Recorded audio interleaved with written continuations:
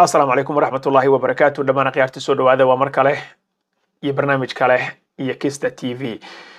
Waa isniin 30 bisha June 2025. Barnaamijkan maanta insha Allah taala waxaan rabnaa inaan diiradda ku saarno nin la yiraahdo Bill Gates oo isagu ah aasaasigii shirkadda weyn ee Microsoft. Ninkan odayga ah ayaa waxa soo jiidatay sheekadiisa kadib markii aan arkay in waxa uu ka damacsan yahay qaaradda Afrika. Bill Gates ayaa isagoo ah aasaasigii shirkadda Microsoft waxaana shirkadiisa aad ku wada garan ogtihiin in computer kasta oo adduunka yaala haddii uusan ahayn Apple uu yahay Windows. Marka computer kasta oo Windows ku jiro, computer kasta oo Microsoft Office isticmaala, computer kasta oo ama program kasta oo software kan Microsoft Teams isticmaasha waxa loo aaneeyaa in uu yahay buddigihii companygaas iyo aasaasigii companyga Microsoft.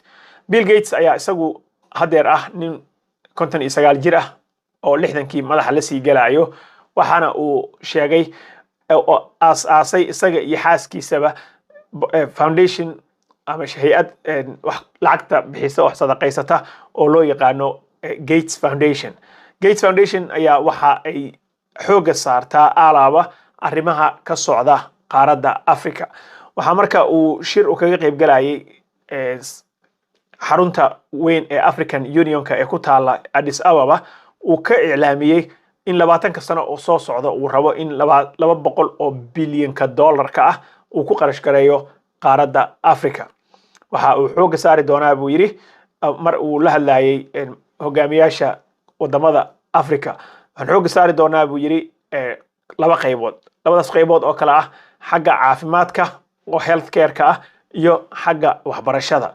Waxaan rabaa buu yiri in lacagtan ay ku baxdo badankeed in aan yareyno inay isku dhintaan haweenka iyo caruurta iyada oo maaragtay ay u dhimanayaan cudurro la prevent gareyn karo. Buu yiri kulli dhimashada way iman lahayd laakiin isaga sida uu sheegayo waxaan rabnaa buu yiri inaan yareyno haweenka iyo caruurta Afrika ee u dhimanayo cudurrada laga hortagi karo. Kulli waa iska gaal qofkii dhiman lahaa wuu dhiman lahaa ha ahaatee isaga wuxuu rabaa inuu xagga caafimaadka ku dadaalo sida uu sheegay. Waxa kale oo uu rabaa in uu lacagtaas ku qarash gareeyo sidii loo baabi'in lahaa cudurrada ay ka mid tahay polio, malaria, malaariyada, jadeecada iyo cudurrada kale. So lacagtaas healthcare-ka xagga caafimaadka ayaan rabaa buu yiri in loo isticmaalo.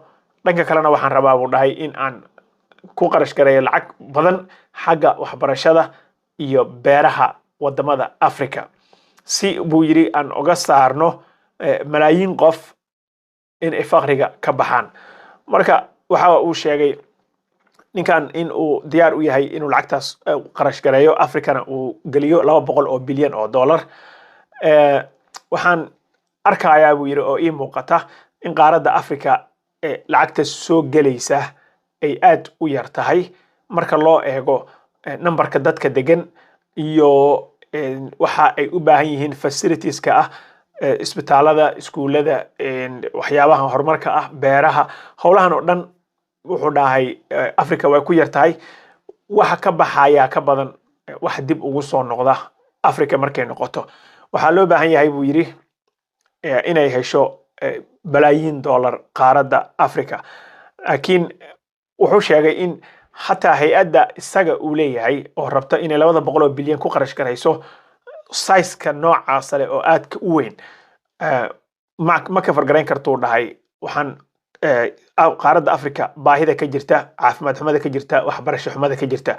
Waxaan marka ku boorinayaa buu yiri in wadamada dhaqaalaha haysta gaar ahaan wadanka Mareykanka ay nagala qayb qaataan oo lacag badan ayna ku qarash gareeyaan qaaradda Afrika.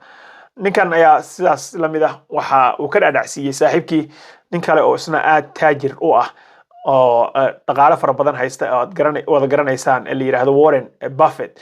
Ayuu wuxuu ka dhacsiiyay in agency-giisa ama hay'adiisa uu isna ku soo donate gareeyo lacag fara badan. Ninka Warren Buffett ah ayaa isna waxa uu sheegay in uu rabo in uu ku qarash gareeyo oo uu ku daro labada boqol oo bilyan lacag gaaraysa 37 bilyan oo dollar. marka ninkan odayga ah iyo Gates Foundation kiisa waxa ay sheegeen in ay la yaaban yihiin oo markasta wuxuu dhahay waxa dhiirigeliya wadamada Afrikaanka ah awoodda ay muujinayaan dadka faqriga ah, shaqada adag ku jiraan dadka especially baadiyaha degan, xooga ay gelinayaan hard work of Africans buu dhahay, shaqada adag ay ku jiraan dadka Afrikaanka ah. haddana ma complain garayaan oo dhahay ma dacwoodaan ma qayliyaan, way nool yihiin wayna dadaalayaan. waxaa markaan rabnaa buu yiri in baadiyaha markaan tago dhahay shaqada ka socota aad bay iiga yaabisaa. ninka geeljiraha waa taqaanaan hawsha uu ku jiro, hataa waxa uu isku dayay in programkan dhaqaalaha gelinta ah uu gaarsiiyo magaalada Garissa oo uu rabo in caanaha geela oo la sheegay inay caafimaad fara badan leeyihiin sida hadda ka hor uu ku qoray Gates Foundation-ka journalkiisa.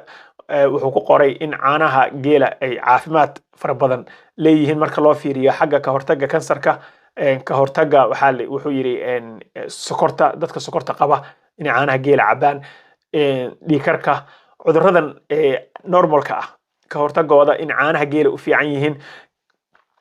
markii uu ogaaday oo research uu ku sameeyay ayaa waxa uu qorsheeyay in Garissa korkeeda uu ka sameeyo meel lagu xanaaneeyo geela, caanahana looga soo maalo. marka waa nin Afrika sidaas ugu dhex jiro ilaa Garissa wareegayo. waxaana uu sheegay in dadka haddii la rabo in wax shaqo fiican ay qabtaan oo maaragtay maskaxdooda laga shaqaysiiyo waa in la geliyaa buu yiri waxbarashada iyo caafimaadka si Afrika ay u gaarto prosperity, barwaaqo iyo horumar intaba. marka waxa ii muuqdo dhahay in arrinkan uu arrin wanaagsan yahay. 200 oo bilyan oo dollar waan ka dhimanayaa, waxaanan rabin buu yiri in aan dhinto aniga oo taajir ah oo lacag haysta.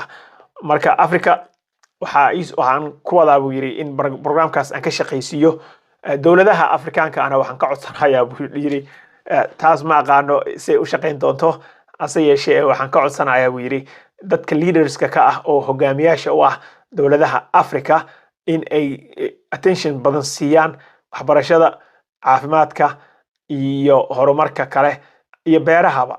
annaga wuxuu dhahay lacagtii waan keeni doonaa, waana idinkula garab istaagi doonaa inaan idinla garab qabanno, laakiin idinka ayaa wax idinka rabaa in dadka muwaadiniinta ah oo dalalkiina u dhashay oo aad hogaaminaysaan aad ku hogaamisaan in saddexdan qayb ee nolosha ka mid ah la hormariyo oo aad dadka ku booridaan inay waxbarashada iyo caafimaadka iyo beeraha ay ku dadaalaan.